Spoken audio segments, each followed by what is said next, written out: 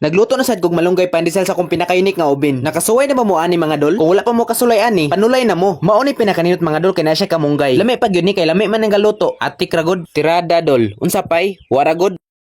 Ang una na kong gibuhat ana kay mangawat sa taga-munggay sa tong silingan. Dili po to dapat siya masoko nako kay wala man pud ko niya nakit-an. Sala na po to niya kay wala man niya bantay ang kamunggay. Alangan naman ang kawatan pay mag-adjust niya. Ana ra man agod. Pero atik ra. Ako asa nang gipauga sa akong pinakayunik nga ubin. Pagkauga na niya ako nang kumot-kumot og ginagmay. Pagkahuman nakuto lang kog ingredients niya. Nagamit ko nag 1 cup nga milk, 1/2 cup nga sugar, 1 tablespoon nga yes ug 2 teaspoon nga vanilla. Gigamit po nako dra ako ang usa ka itlog. Nagduduha ko kutaw na kay bago man ko nalibak. Pero sige lang kay nang hinaw bitaw ko gahapon. Wala na mo ilabot ana mga dol kay galantaw ra man mo. Ana ra man agod. Pero atik ra. Gibotngan po ko na siya 4 cups nga harina. Atong 1 teaspoon nga asin. Ako po na siyang gibot nga og 100 grams nga margarine. Ug kato ding 3/4 cup nga kamunggay. Ako na ding gimikos-mikos dira sa akong pinakalimpyo nga kamot. Nakaingon ako nga limpyo na akong kamot. Kay ako man nagkumot-kumot ang harina. So pagkahuman ako kumot-kumot ana diha, king transfer to ang buling sa kamot dito sa harina. Ana ra man agod. Pero atik ra. Pagkahuman nimo kumot-kumot ana si mong harina mga dol, imo na siyang patubuon og 1 hour. Tapos butgan to nimo mantika yang bowl. Pero gula po kay mantika diha. Pwede na pod krudo imong butang ana. Para pagkahuman nimo patubo sa imong minasa, imo lang siyang ilabay. Kay baho namang krudo. Atik ra god. Dili na pud mulalgo sa atong pinakainik nga ubin mga dol. Mao ni pinakanindot. Kay kung wala kay kapalit og ubin, pwede ra makakahimog unique nga ubin. Wala pay gasto kay bukong ra may gamit. Pagkahuman sa 1 hour mga dol, ato na pud tong balikon atong gipatubo kay ina. Pero ganahan ka sunod tuig pa na nimo balikon. Okay ra sad mga dol. Panig balik nimo ana, o panos na. Kung wala man nimo balik ka dayon, wala na koy labot ana. Kay mo man sa nang kinabuhi, may buot naman ka. Atik ra god. Imo na po siyang slice og ginagmay mga dol. Depende ra pud nimo kung sa kada ko imong ganahan na slice ana. Kung ganahan ka pareha kada kasi mong balay, o okay jud kay mga dol og magbuot nimo. Ana ra man agod. Pero atik ra. Pagarason ng mga dol, imo na siyang i-circle. Imo din pasomsom mo tong breadcrumbs. Imo din siyang gunitan basig malumos. Imo din siyang ibutan dito sa imong lutuan. Ato po na siyang i-relax og mga 20 minutes. Kay nalipong man siya gani sa pagkumot-kumot nato. Pagkahuman na sa 20 minutes mga dol, ato na po siyang ibutan dito sa pinakayunik nga ubin. Imo din siyang lantaw-lantawon mga dol kay basig mapaig na siya.